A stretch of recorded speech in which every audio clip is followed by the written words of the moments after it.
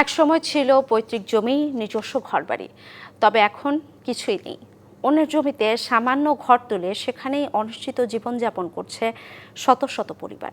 পিরোজপুরের নেসারাবাদে প্রমত্তা সন্ধ্যা নদীর ভাঙনে এভাবেই নিঃস্ব হয়েছে হাজার হাজার মানুষ। তবে পানি উন্নয়ন বোর্ড বলছে, ক্ষতিগ্রস্ত এলাকায় বাঁধ নির্মাণের উদ্যোগ নেওয়া হয়েছে।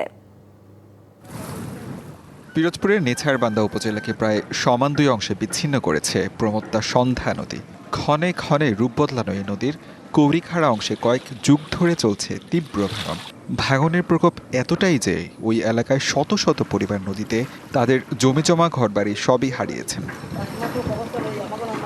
তবে চলমানে ভাঙনে টিকতে না পেরে একের পর এক আশ্রয়স্থল বদলাতে হচ্ছে ভুক্তভোগীদের। আবার অনেক পরিবার বাধ্য হয়ে ছেড়েছে এলাকা।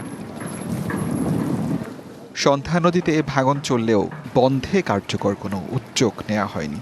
আর বালু ভর্তি ব্যাগ ফেলে ভাঙন রোধের চেষ্টা হলেও তা খুব একটা কাজে আসেনি। জিও ব্যাগ খালাইছে, জিও ব্যাগে তো কোনো উপকার হয় না, আরো তো উল্টো পাইলে তো আরো হয়ে যায়। আর এখানে পুরো ধরে লাগে, আপনার শক্ত বেরিবাদ লাগে।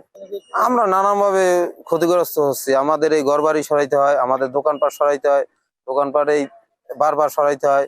এই যে ব্যাগ ফালাইছে এতে কোনো কাজ হয় না।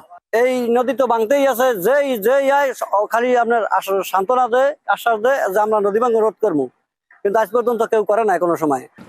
কালার এক্সপার্ট, জর্জ স্যাপ এবং মাইল্ড অন হ্যান্ডস টেকনোলজি সমৃদ্ধ অরিক্স ক্রিস্টাল ওয়াশ আপনার তবে কৌরিখাড়ায় ৪৭ কোটি টাকা ব্যয়ে ১,১৬০ মিটার নদী তীর রক্ষার কাজ করা হবে বলে জানান এই প্রকৌশলী। নেসারাবাদের আমাদের ইন্দুরহাট বন্দর ডিসিক শিল্পনগরীর ওখানে আমাদের ১১৬০ মিটার দৈর্ঘ্যে ব্লক প্রতিরক্ষা কাজের দরপত্র আহ্বান গৃহীত হয়েছে। আমরা ওয়ার্ক অর্ডার এখনো দেইনি। ওয়ার্ক অর্ডার দেওয়ার পরে ঠিকাদার থেকে কাজ শুরু করা হবে। আসন্ন বন্যা মৌসুম পার হওয়ার পরে কাজ শুরু করা হবে। দ্রুততম সময়ে নদী তীর রক্ষায় কর্তৃপক্ষ পদক্ষেপ নেবে, এমনটাই প্রত্যাশা করছেন ভাঙন কবলিতরা। TVC news desk.